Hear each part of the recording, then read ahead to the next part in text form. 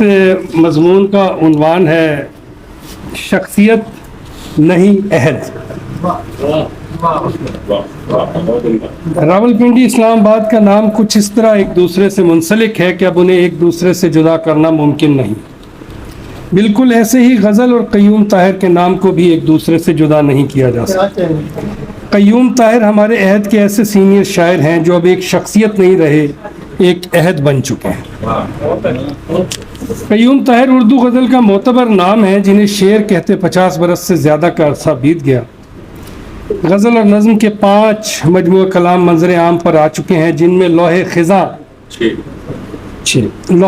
1987، تلاش موسم گل 2001، جہاں درستی ہو وہ آپ مجھے بتا دیجیے گا۔ تلاش موسم گل 2001 میں، آنکھ میں ریت 2003، سلوٹ 2018 اور کانچ 2020 میں جو ہے وہ منظر عام پر آیا۔ اس کے علاوہ غزلیہ فردیات پر مشتمل ایک اور مجموعہ جلد ہی اشاعت پذیر ہوگا جو اب تکمیل کے مرحلے میں ہے اور اشاعت کے مرحلے میں۔ قیوم طاہر کی شاعری کا بنیادی عنصر اپنی تلاش ہے۔ بحیثیت انسان کائنات میں اپنی شناخت کی کھوج انسان کا بنیادی مسئلہ رہا ہے۔ تیسری دنیا کی فکری سطح چونکہ جذباتیت سے اپنا خمیر اٹھاتی ہے، لہذا ایسے سوالات کی گنجائش یہاں کم نظر آتی ہے۔ قیوم طاہر کی شاعری کا آغاز 20ویں صدی کے 7ویں دہائی میں ہوا، جب وطن عزیز میں جمہوری اقدار کی پامالی ہو رہی تھی۔ ملک میں کئی برس تک ایک افراتفری کا ماحول رہا، اور ایسے میں جب بحیثیت مجموعی خواب دھواں ہونے لگے تو اپنے پہلے مجموعہ غزل لوح خزاں میں قیوم طاہر نے شعراء کے ہجوم میں ایک منفرد آواز لگائی۔ کوئی خواب تھا کہ گمان تھا وہ کہاں گیا،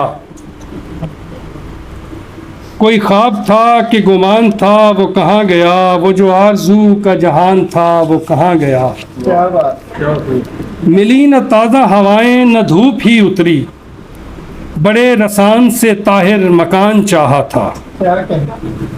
اور پھر یہ شعر دیکھیے کہ اے اجالوں کے پیمبر چند کرنیں بھیج دے، ماں سوائے تیرگی میرے نگر میں کچھ نہیں۔ وہ پورا منظرنامہ جو ہم نے اپنے بچپن میں دیکھا تھا، اور یقیناً یہ اس وقت ظاہر جوانی اور پہلی کتاب کی طرف جا رہے تھے، اس زمانے میں حسن عباس رضا اور دوسرے لوگ جو خاص طور پر مزاحمتی شاعری کر رہے تھے، تو ان میں ان کے ہاں بھی وہ اشعار ملتے ہیں جو مکمل طور پر مزاحمتی رنگ لیے ہیں۔ پھر وہی بکھرے سمندر کا سفر درپیش ہے، پھر لرزتے خواب جیسا بادباں ہے اور میں۔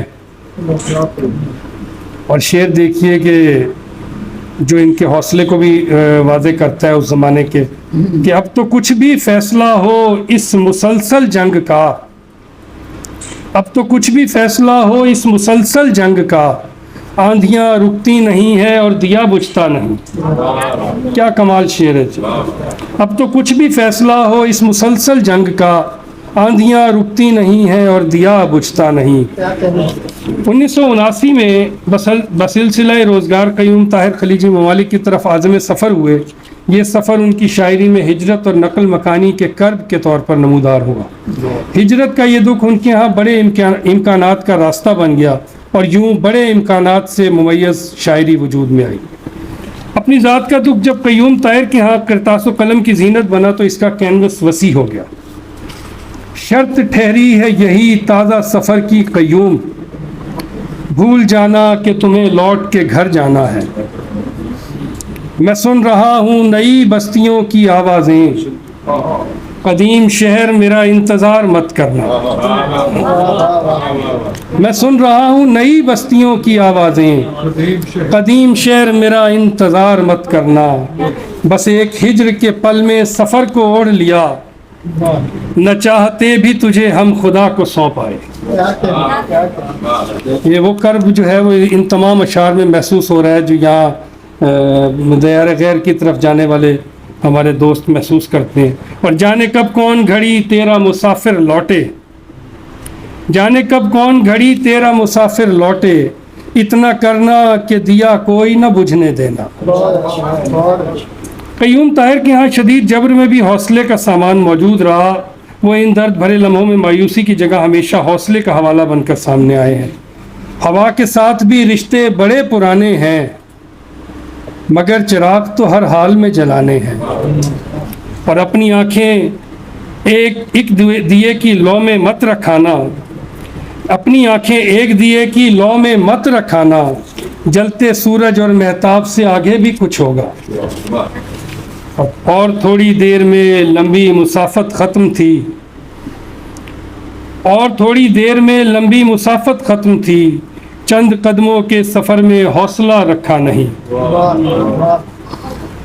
1989 میں جب قیوم طاہر صاحب اپنی مدت ملازمت کی تکمیل کے بعد وطن واپس آئے تو اگرچہ جمہوری اقدار کی واپسی کا عمل شروع ہو چکا تھا، لیکن منیر نیازی کے لفظوں میں کہ حرکت تیز تر ہے اور سفر آہستہ آہستہ. ان حالات میں قیوم طاہر جیسا درد دل رکھنے والا حساس شاعر کہنے پر مجبور ہو گیا: کھو گئی رہ گزار چپ بہتر، اے غریب الدیار چپ بہتر، زرد پتوں کی سلطنت ہے یہ، آرزوئے بہار چپ بہتر. قیوم طاہر کے ہاں روایت کی پاسداری کے باوجود نئی لفظیات کے استعمال کا شعوری احساس نظر آتا ہے. شعر سنانے سے پہلے جب قیوم طاہر صاحب صاحب شام یہاں آئیں گے تو پکی سڑک سے کار کا پہیہ اتر گیا، وہ ضرور آپ جو ہے وہ سنائیے گا. جانا ٹھہرا ہے تو آداب و سلیقے سے نکل، سانس کی گٹھری اٹھا عمر کے میلے سے نکل، تو ہتھیلی پہ دھری خاک سے بڑھ کر کیا ہے، یہ جو ہونے کا تجھے وہم ہے ہونے سے نکل. اور آخر میں اکرم کنجائی صاحب کا ایک جملہ جو ہم سب کے بھی دلوں کی آواز ہے کہ وہ فرماتے ہیں: مجھے اگر اپنے عہد کے چند بہترین شعراء کا انتخاب کرنا پڑے تو اس میں قیوم طاہر کا نام ضرور شامل ہے. ہم قیوم طاہر صاحب سے مسلسل سیکھ رہے ہیں. آخر میں ایک شکریہ بنتا ہے ڈاکٹر فرحت عباس اور بزم اہل قلم پاکستان کا کہ جنہوں نے قیوم طاہر صاحب کے اعزاز میں یہ تقریب رکھی، انہیں صاحب شام بنایا. ہم سب ان کے لیے کچھ نہ کچھ کہنے، جو سن رہے ہیں وہ بھی یقیناً اپنے دل میں یہی جذبات رکھتے ہیں ان کے لیے. 50 برس کی شاعری اور اس میں پنڈی اسلام آباد بلکہ پوری دنیا میں. انہوں نے ایک دن مجھے یہ بتا رہے تھے، ابھی چند دن پہلے گفتگو ہو رہی تھی کہ 1981 میں جو خلیجی ممالک میں پہلا عالمی بین الاقوامی مشاعرہ کیا تھا، یہ اس کے منتظم تھے اور یہ اس وقت بہت چھوٹی عمر تھی، چند 22-23 برس کی جو ہے وہ ایج. تو یہ ایک جو ہے وہ بہت مطلب اس عہد میں، اور جن لوگوں کے یہ نام لے رہے تھے ہم نے ان کے صرف نام سنے جنہیں انہوں نے وہاں بلایا اور ان کی عزت افزائی کی. تو یہ آج کی عزت افزائی سر چراغ سے چراغ جلنے کا عمل ہے جو آپ نے اس وقت کیا. تو آج ہم سب یہاں آپ کی اس عزت افزائی کے لیے یہاں موجود ہیں. آپ سلامت رہیں، اسی طرح خوبصورت غزلیں کہتے رہیں، شعر کہتے رہیں. آخر میں بزم حمد و نعت کے تحت 2007-8 سے لے کر اور 16 تک ہم اپنے سینئر شعراء کے لیے ایسی کچھ تقریبات کر چکے ہیں جن میں ڈاکٹر احسان اکبر، جناب رشید ساقی، جناب علی احمد قمر اور بھی کچھ نام جنید صاحب کو شاید یاد ہوں.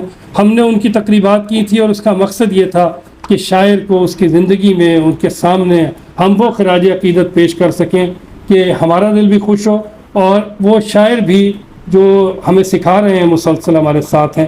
تو سر آپ کا بہت شکریہ، آپ نے اتنا عرصہ ہم سب کو سکھایا ہے، بہت مہربانی، بہت محبت. علی اکبر عباس صاحب کی تقریب بھی ہم نے اسی سلسلے میں کی تھی، مجھے یاد آیا. بہت شکریہ.